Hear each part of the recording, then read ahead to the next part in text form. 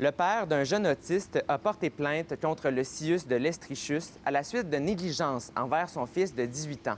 Nicolas Pépin mentionne que son fils a été isolé dans la résidence Lisieux, l'entraînant à s'auto-mutiler. Mon petit gars était 20 heures par jour dans sa chambre, pas de meubles, carcéral, un mauvais film de prison.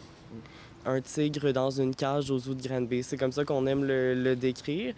Il était dans une situation où il n'y avait pas de voix, où il n'était pas écouté, où il était très incompris. Et Guillaume, pour fonctionner dans une journée, il a besoin d'être extrêmement écouté. Il est non-verbal, pour commencer. Donc, il arrive à dire des mots, mais il communique par écrit. Ce qui fait que souvent, on va retrouver Guillaume avec des contusions. Puis on l'a déjà vu, est obligé d'aller à l'hôpital, puis se faire 15 points de suture dans le front. Point de suture qui s'est lui-même arraché le lendemain. Tout ça parce que il sait qu'il vit de l'injustice, puis il n'est pas capable de l'exprimer autre que par cette façon-là. Guillaume s'est infligé jusqu'à 200 coups. Fait que tu as des éducateurs qui sont là, puis qui comptent le nombre de coups qu'un petit cul se donne dans le front, puis ils n'interviennent pas.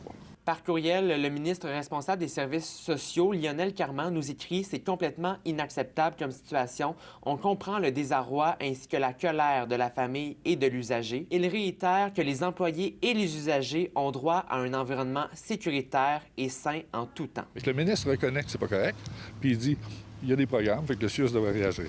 Au même moment, le CIUS dit ouais, mais justement, on vient d'être approuvé par le ministère pour ce nouveau programme-là. Ça fait que, il y a une dichotomie dans le langage. Puis, est-ce qu'on se préoccupe de la santé des jeunes? C'est ça la question.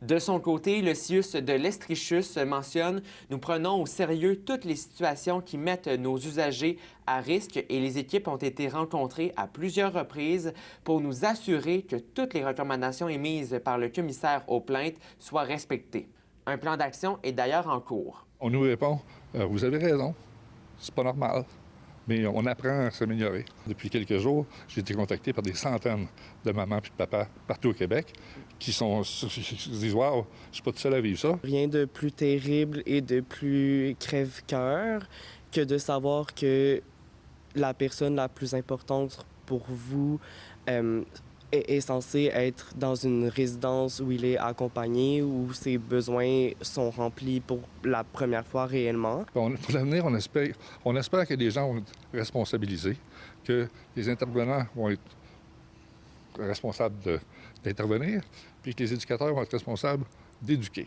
Depuis cette épreuve, Guillaume Pépin a été transféré dans une autre résidence d'assistance à Sherbrooke. Il va mieux depuis, mais il reste que la famille sera toujours inquiète de son bien-être. À Sherbrooke, Marc-Antoine Mailloux pour Nouveau Info.